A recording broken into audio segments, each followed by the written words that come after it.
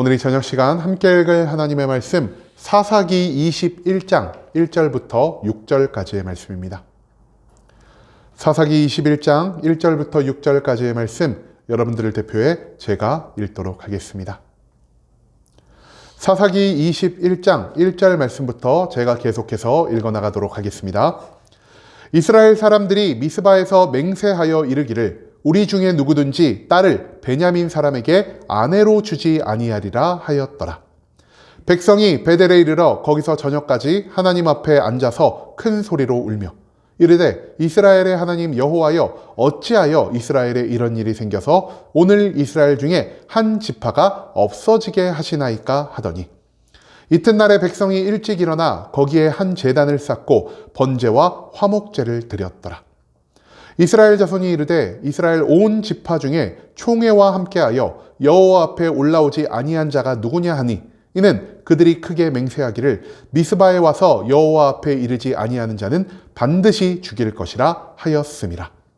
이스라엘 자손이 그들의 형제 베냐민을 위하여 뉘우쳐 이르되 오늘 이스라엘 중에 한 지파가 끊어졌도다.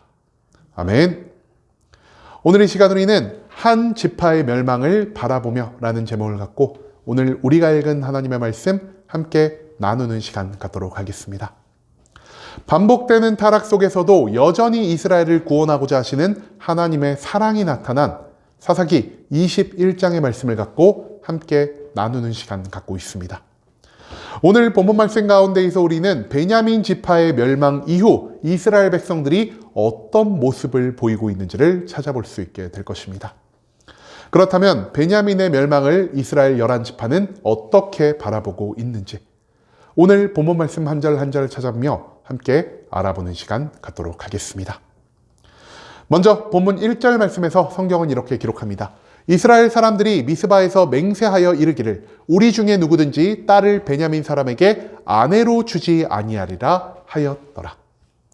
1절 말씀에서 우리는요, 전쟁 직전에 있었던 일을 회상하는 이스라엘 백성들의 모습을 찾아볼 수 있을 것입니다. 오늘 본문의 1절 말씀은요, 전쟁 이후에 일어난 일이 아니라 베냐민과 전쟁을 치르기 바로 그 직전에 일어났던 일을 우리들에게 보여주고 있습니다. 사사기 20장 1절 말씀에 보면은요, 이스라엘이 베냐민과 전쟁하기 전 미스바에 총회로 모이게 되었다라는 사실을 우리는 찾아볼 수가 있습니다. 그리고 이 자리에서 이스라엘 백성이 베냐민을 멸망시키기 전 선포한 것이 한 가지가 있었는데요.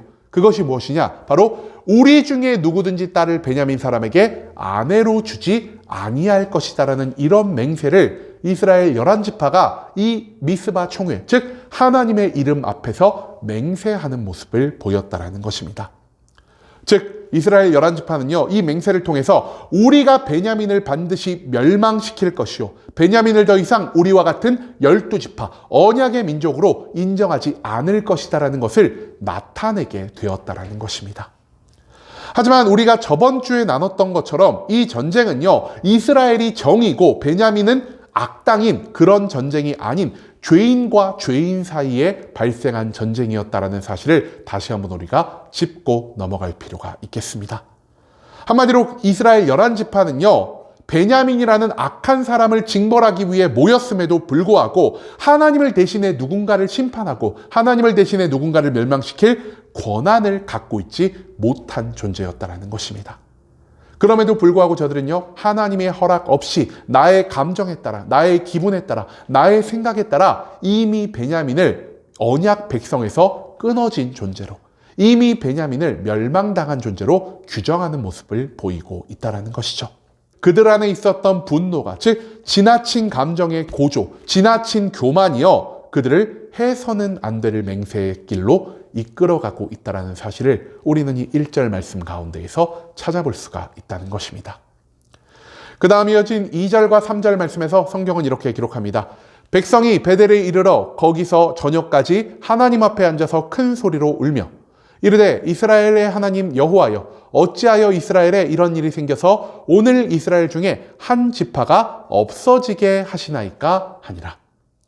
2절과 3절 말씀에서 우리는요, 베냐민의 멸망 직후 이스라엘 11지파가 어떤 모습을 보이고 있는지를 찾아볼 수 있게 될 것입니다. 베냐민의 모든 성읍, 모든 가축, 모든 사람을 진멸시키고 난 뒤 그제야 이스라엘 11지파는요, 그들의 고조된 감정을 조금 가라앉힐 수가 있었습니다. 그리고 나서 그들은요, 자기들의 손으로, 자기들의 결심으로 행한 일이 얼마나 악하고 나쁜 일이었는지를 깨달을 수 있게 되었다라는 것이죠.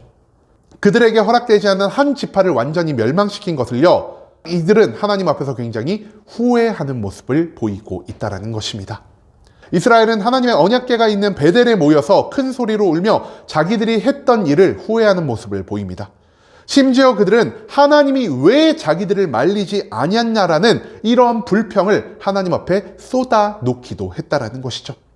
하지만 우리가 앞선 말씀을 자세히 살펴보면요, 하나님은 이스라엘에게 베냐민과의 전쟁에서 승리를 선포하셨지 절대 베냐민을 멸망시키라고는 하지 않으셨다라는 것을 찾아볼 수 있을 것입니다.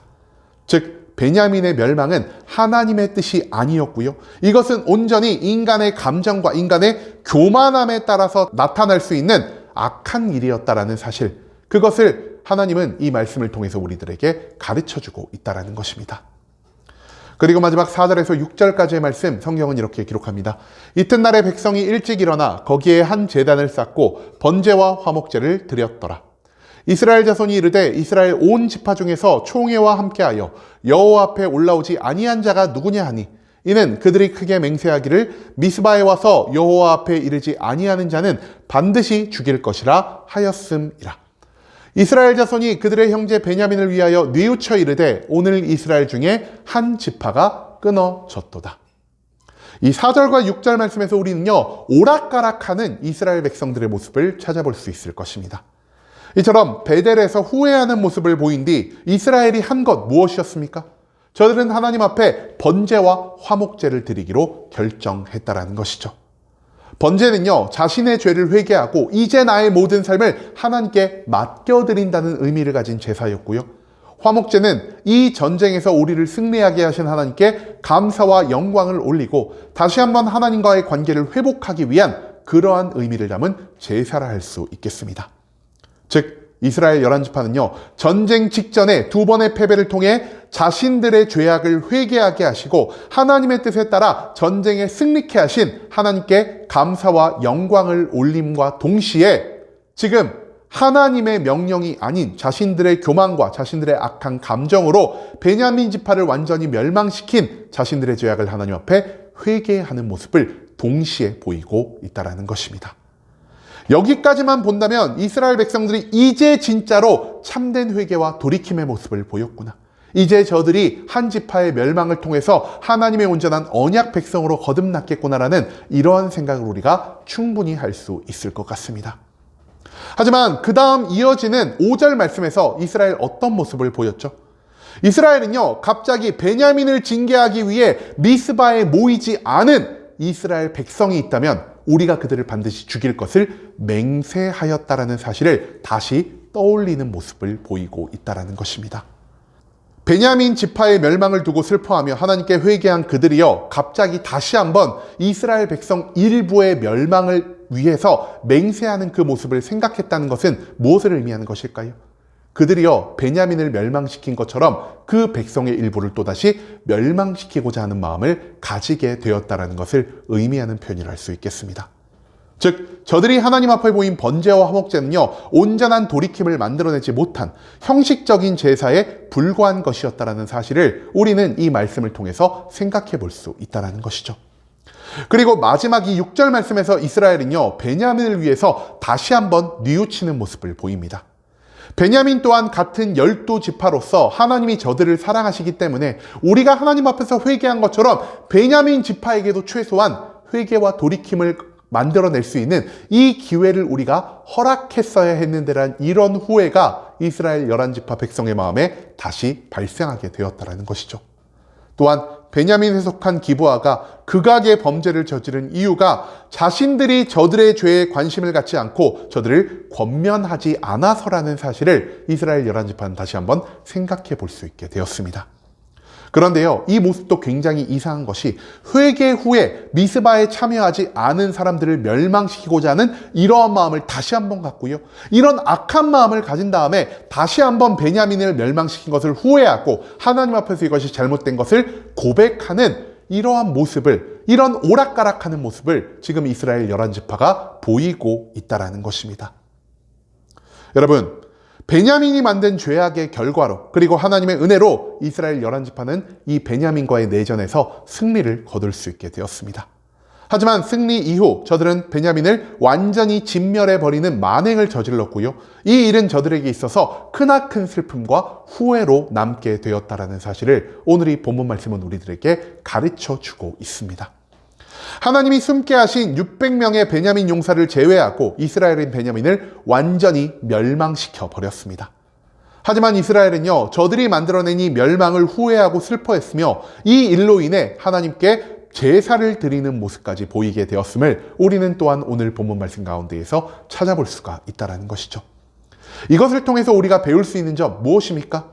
인간에게는요, 누군가를 심판하고 누군가를 징계하고 누군가를 완벽하게 멸망시킬 수 있는 자격이 없으며 하나님의 뜻이 아니라 인간의 뜻에 따라, 인간의 감정에 따라, 인간의 교만에 따라 어떤 사람들이 멸망하게 되었을 때 우리는 그 일을 두고 한평생 슬퍼하고 후회할 수밖에 없다는 사실을 하나님은 이 말씀을 통해서 우리들에게 알려주고 계신다는 것입니다.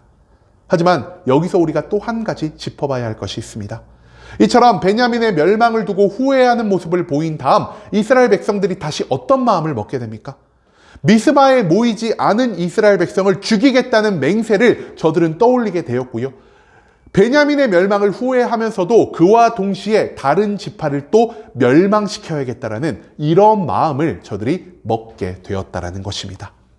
즉, 저들은 하나님께 제사를 올리고 하나님께 회개하고 하나님께 돌이키는 모습을 보였음에도 불구하고 아직까지 그 마음에 죄악을 남겨두고 있는, 한마디로 온전한 회개와 온전한 돌이킴, 완전한 변화가 없는 그러한 모습을 다시 한번 오늘 본문 말씀 가운데에서 보이고 있다는 것이죠. 여러분, 우리는요, 하나님 앞에서 회개했다라고 생각을 하면서 우리가 하나님 앞에 올려드린 그 회개의 기도, 그 행위 자체만을 바라보고 그 행위 자체를 통해서만 기뻐하고 즐거워할 때가 너무나 많은 것 같습니다. 하지만 회개 이후에 우리가 우리의 삶의 주권을 하나님께 온전히 맡겨드리지 않고 교만을 버리지 않으며 똑같은 죄악을 반복하며 살아가기만 한다면 이 회개는 우리에게 있어서 아무런 의미가 없는 시간이라는 사실을 오늘 본문 말씀을 통해서 우리는 배울 수 있게 된다는 것입니다. 하나님은요, 회개를 위한 제사, 회개를 위한 기도, 회개를 위한 의례적인 행위를 원하시는 게 아니라 회개 이후에 완벽하게 달라진, 즉 거듭난 삶을 우리에게 요구하고 계신다라는 사실을 오늘 본문 말씀 가운데에서 우리는 잊지 말아야 한다는 것이죠. 즉 우리가 집중해야 할 것은요, 회개 이후 하나님 앞에 완전히 돌이킨 삶의 모습이 되어야 한다라는 사실, 그것을 오늘 본문 말씀은 우리에게 강조하고 있다는 것입니다. 이제는 우리가 회개가 단순히 행위에 그친 것인지 삶의 변화로 이어지는 것인지를 다시 한번 떠올릴 수 있기를 원합니다. 회개가 삶의 변화로 이어지지 않는다라면 우리는 같은 죄악을 반복하며 같은 이유로 후회할 수밖에 없는 어리석은 자로 남을 수밖에 없다라는 사실을 이 본문 말씀을 통해서 우리는 배울 수 있게 되었습니다. 회개는 그에 합당한 삶의 돌이킴, 즉 완전한 삶의 변화가 요구된다는 사실을 기억하며 단순히 행위나 단순히 예식이 아닌 진정한 거듭남을 만들어낼 수 있는 이 회개를 하며 살아가는 썸복음 함께하는 교회 모든 성도님들이 될 수 있길 간절한 마음으로 소망하겠습니다.